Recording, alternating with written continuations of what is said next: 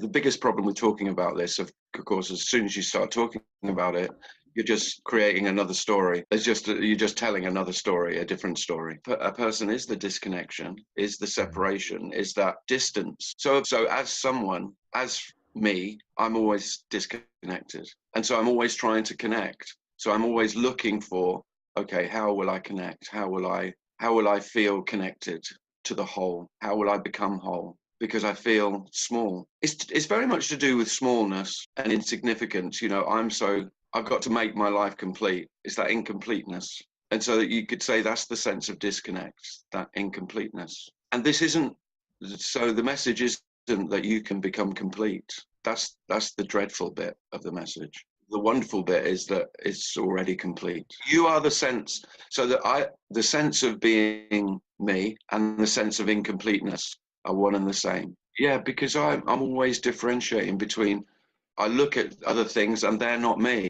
So I look at you as a person, I look at someone else who has something that I want. Like you say, it could be something material, but in this sense, it tends to be seen as something spiritual. It's always something special. So you might, on a very base level, you've got a car that I like, you're more successful, you've got something that I haven't, I want that car. When we're talking about this message, you can't help, as a person, you can't help but look at someone who you believe has something that you want. Because you're a seeker, because you're still looking for something, the focus of you is on what you're seeking. So you're going to dismiss the other part, which says, oh, actually, when that is found, when is found that there was nothing to find, then, of course, the whole story becomes mute, really. It becomes irrelevant. All the stories of awakening and all the stories of enlightenment and all the stories that you've been told about special people who have no self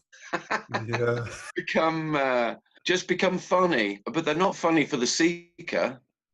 So the seeker, that's dreadful, that's the worst. But so of course the seeker inevitably would dismiss that part, because otherwise you're just going to be exactly as you are. Yeah, it's very hard. Well, it's impossible for the seeker to hear that there's nothing to find. And well, I did hear it, and then it would be heard, and then it would be dismissed. I made nothing what I was seeking. You objectify nothing then. I don't doubt that as a seeker, I objectified nothing, and emptiness and silence and spaciousness and every other word, because that's what a word does. It objectifies. That's the nature of language. So you can't not. Okay, so he's talking about nothing.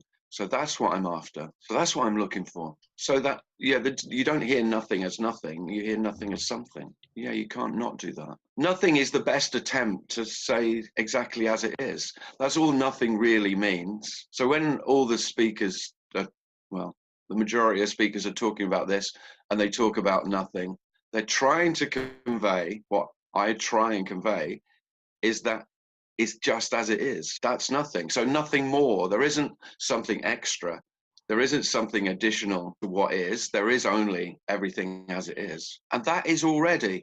So that leaves you absolutely, the self is completely nullified. It becomes utterly pointless. So you realize that your life, which always had a point, that's what seeking is. It gives me purpose. I have a purpose. I know what I want, and I know what I'm trying to get. And what happens, what seems to be possible, is that can die. The seeking, the striving, the looking, the getting anywhere, the movement, the traveling. And then what's left is outrageously simple. It's just whatever's here. And you don't know what that is, because it's everything. It's whatever is here. It's anything. It's anything at all. And that's exactly as it would have been, but without the trying to move away from it, the trying to get behind it, the trying to get above it, the trying to transcend it. It's the end of all the trying, because that's all your sense of self ever was, the trying to become. And you can try and become anything that the self believes will complete it, will make me feel okay. Well, the sense of not okay is the sense of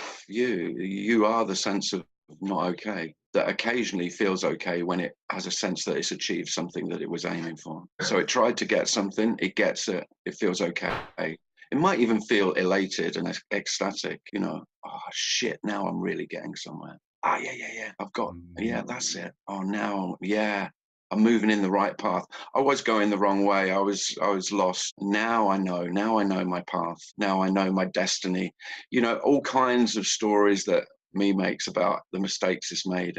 But now you can get a real sense of moving forward. And that's the illusion. There is no moving forward. This is not moving forward. This isn't moving. This is totally still. This isn't going anywhere. So it's really not that it's purposeless or meaningless or hopeless. All of those words are just pointers. They're pointing at the lack of movement. They're pointing at the stillness and the emptiness of this. And a better way of saying it could be that there's a lack of hope. There's a lack of purpose. Because hopeless sounds really negative. And what we're talking about is utterly neutral. This doesn't have an agenda. And that's all those words are pointing to an agenda. You know, that hope, meaning, purpose, path, journey. All the things that me talks about when me gets existential about its life. Most people don't. They just get on a very material level.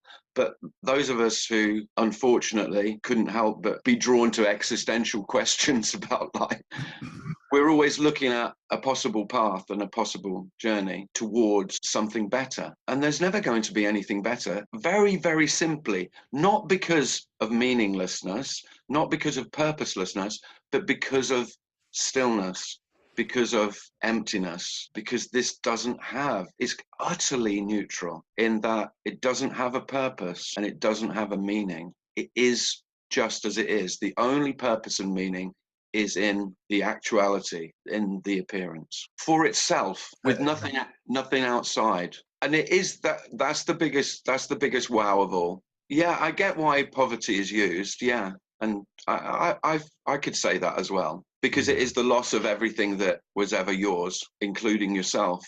So it's the ultimate poverty, and then there's everything, but nothing's yours. So it's poverty in the sense of ownership, in the sense of possession, because your most precious possessions are not material goods. So that's how we usually think of a poverty, you know, material wealth. And what we're talking about is what me has that's mine. And of course, it's my beliefs. They're precious. They're really precious to me. I am what I believe. I know what I believe. So it's the sense of I know what I am through my beliefs. And of course, relationships are very precious as well. So I'm in relation to, so it's my mother, my father, my daughter, my son, my lover, my brother, my family.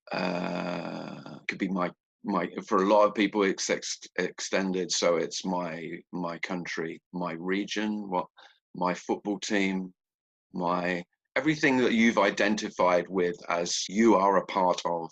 And that every bit of that becomes absolute nonsense. You can still talk about it, but it doesn't have any weight, doesn't have any reality at all. So in that sense, all of that is lost. My beliefs, my thoughts, my past, my history, my failures, my successes, everything that was mine is lost. So that's my understanding of poverty when speakers talk about this as total poverty, complete. It's more than because everything is nothing. So a tree is still a tree, but because it's total emptiness, there isn't even a possibility that, of course, it's the loss of everything you had, but also it's the impossibility of you ever having anything again, which is probably the worst, the most dreadful part for me to hear, because there's nothing that you could possibly gain in an imagined future. So again, that's even more poverty. So it's not only the loss of what you have, it's the impossibility that you would ever gain anything. Very, very simply, because there's no you to gain anything. Empty inside. So, and empty sounds terrible. We've got this, I know empty as a word is dreadful for me to hear, because I am full. I am full of me. I'm full of my shit. I'm full of my stuff. I'm full of what I am. Everything that I am is lost. And with that loss comes the impossibility. There's no more possibility of what you might gain in the future. So I couldn't become anything more or less. And of course, for the sense of self,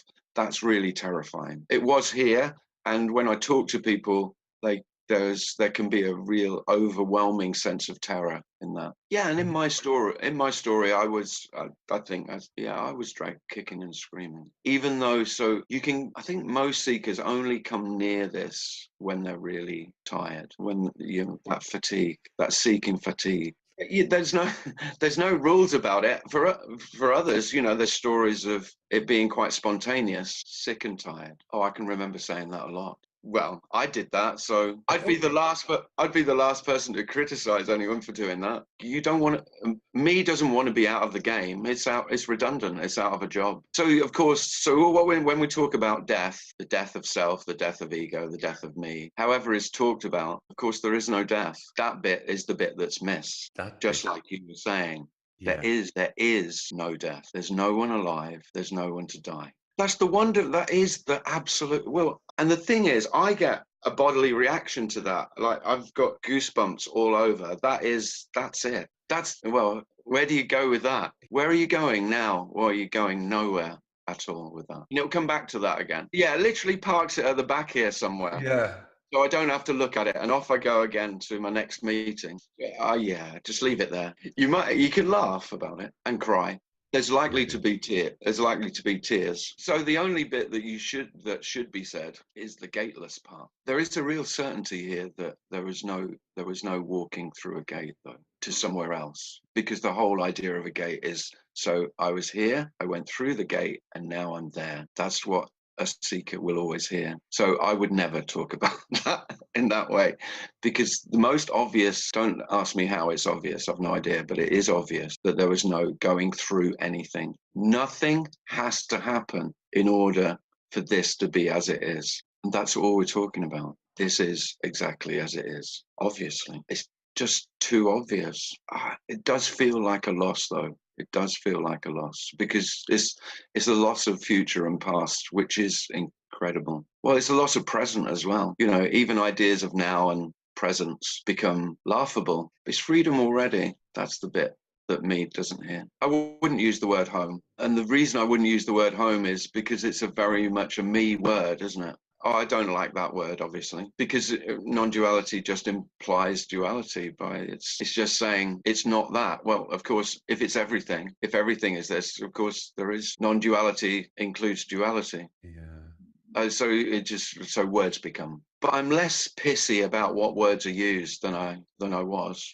It seems, because all words become. Well, it doesn't really matter what words you use. Not at all.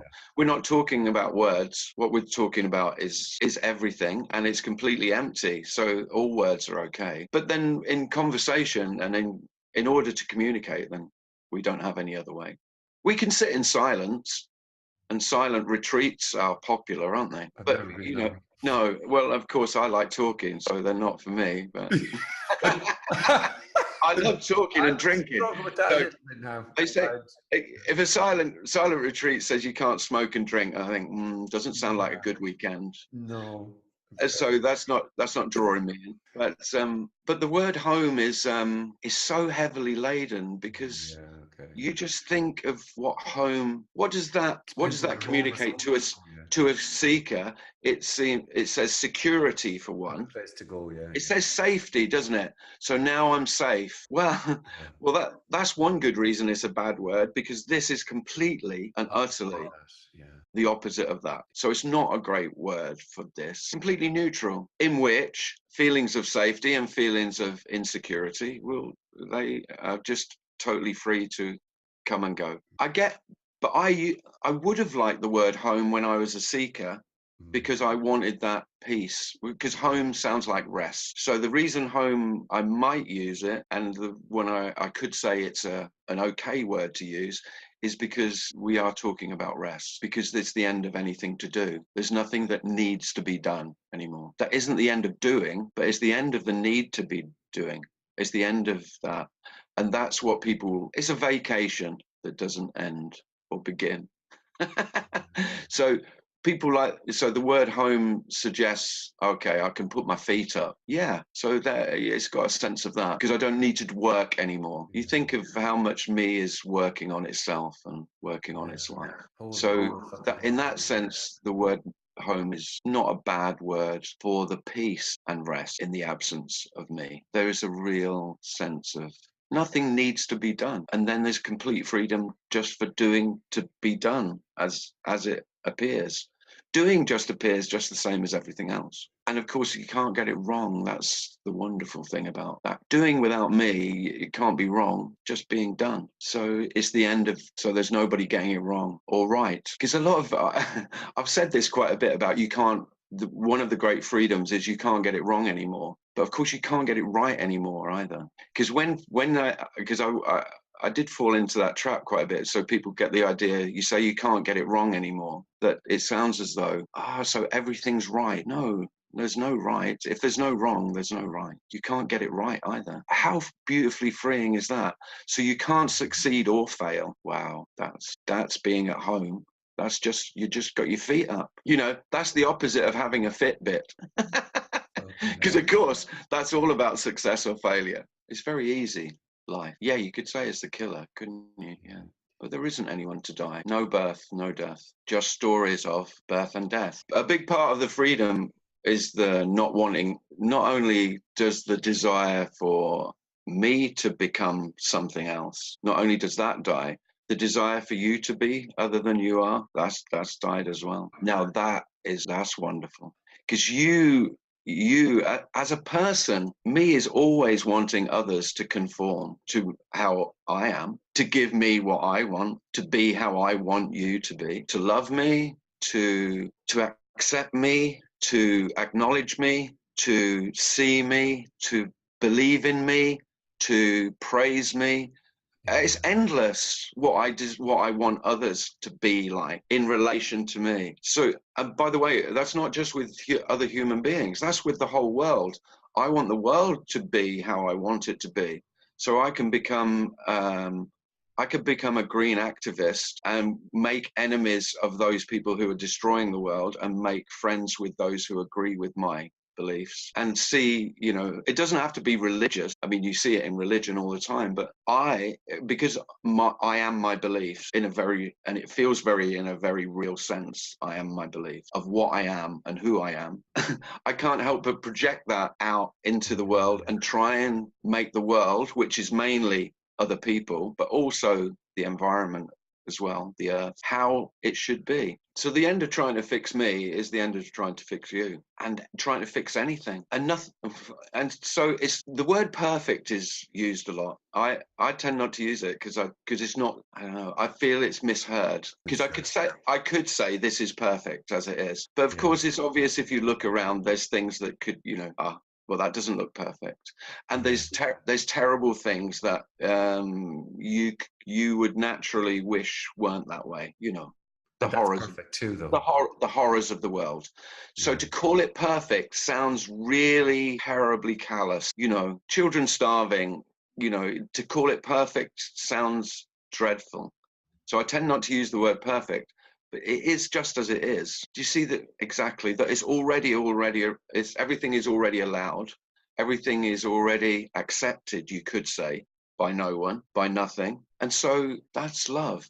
Love, the unconditional love, is leaving everything alone. Whereas what does me want to do? Me wants to change it to its will, to how I want it to be. That's really all we're talking about. Everything is just as it is, but I am always says, well, that's not how I don't think it should be that way. I've got my own ideas about how the world could be much better, because I know that I'm not perfect. I know I'm not perfect. So I know you're not perfect, and I know the world's not perfect. And also I know how to fix it. And if I don't, I'm going to listen to people who will tell me how it can be fixed. So I'll go to a therapist to fix myself, and I go to a Green Party rally of how to fix the world. And I think that's the essence of the energy of self, is that struggle. Life's a struggle. You ask most people and they will so resonate with life's a struggle, because I am fighting what is. I am in conflict with what is. When they're not my stories or your stories, stories become really much more fun, because they're light. They haven't got the weight to them anymore. They're just light and amusing. Don't get me wrong, some people's stories are really boring still. But that's okay as well. You know, the stories are just stories, and we're storytelling animals, aren't we? That's what we do. We meet. Yeah. We meet. Human beings meet each other and they tell stories. That's, for me, it's the most obvious thing now. It just seems really clear. Stories are just what they are, and that's all we've got. We haven't got something. You haven't got anything else. But you think that your story is real, and because you have a real, you don't think it. You have a real sense of it. It's a felt sense of reality. My story is, my life is real. Therefore, and that then you project that on everything else. So that's real as well. So everything else, every other human being's story is also real. Although you might compare it with your own and go, yeah, well, they're a bit deluded there, because they really need to see it as I see it. And there's a lot of toing and froing with stories about who's got the best handle on reality, whose story is closest to reality. And there is no reality, not that you can know, because this isn't this story of whatever we're talking about isn't that, okay, now I know reality, or now reality is known for what it actually is. That's not the story that I want to tell. I want to tell the story that there is no reality that is knowable. That's the freedom. If the word liberation means anything, it means freedom from the known. It means freedom from knowing. That's the liberation for no one, is not knowing what this is, not knowing what is happening. And without the desire to know, everything is beautifully free. Everything is so beautifully free to be what it is. But it's not that you know what it is. It's just free to be what it is. And that includes the human being. It's just free to be human being. But you won't know what that is. It's already being what it is. The desire to know is the imprisonment. Is the feeling of separation, the feeling of not enough, the sense of incompleteness. This is only complete in the sense of it's completely unknown, completely unknown. That's the bit that me will turn away from. You look into the void, you look into the complete emptiness. Yeah. That's when most seekers turn away. That's the bit that most seekers don't want to. Well, because you can't go near it. There isn't. So that when I talk about unknown or unknowing or not knowing, it's just because there's nothing to know, and so that is unbearable for the self. Because I am only what I know. That's what I am. So the sense of I am and the sense of knowing are not two separate things. I know who I am, and I know. So therefore, I know what everything else is. I've objectified everything. I know it as real, and once me starts to get even a glimpse of the emptiness of everything, it's terrifying, because you will not have a single handhold. There is nothing to hold on to. There's no footing. You can't. There's no ground to stand on. There's no handholds. You can't. There's nothing to hold on to. It's almost universal that people talk about when they get a glimpse. They have a sense of falling. And of course it is, because the very ground that you stood on as a self is seen to not be real. It was never real. Most people go from, okay, I got a sense of it was real. Oh, thank God, that was just, oh, I'm back. I can stand again. I'm real again. It's terrifying, but there really is nothing to be afraid of course. But there is for me. Me will fight for its very life, for its existence. It's more than life, actually. It's more than for my life. It's existence itself. It's the biggest threat of all, non-existence for the self. That's the heaviest bit, really. That's the heaviest part of the message, is the aloneness. No, there's no one alone, so it's not lonely. It's the end of the possibility of loneliness. This is really paradoxical. So there's no loneliness. There's no possibility of me feeling lonely. But there's utter aloneness. There's just this. How much more alone could you get than just this? And what is this? I don't know. How much more alone can you get than there's just what is, and you can't possibly know it? So it's alone beyond alone, because it's alone. It's alone emptiness. It's alone. There is emptiness alone, but emptiness not as, this, with everything. Thanks, Frank. It's been great. Yeah, that's a bit of rock and roll. It's been lovely. Yeah. Thanks a lot. Thank you, buddy. I'm going to press. All the best. Yeah. Take it easy, man. I'll talk to you soon. Yeah. Take care. Bye.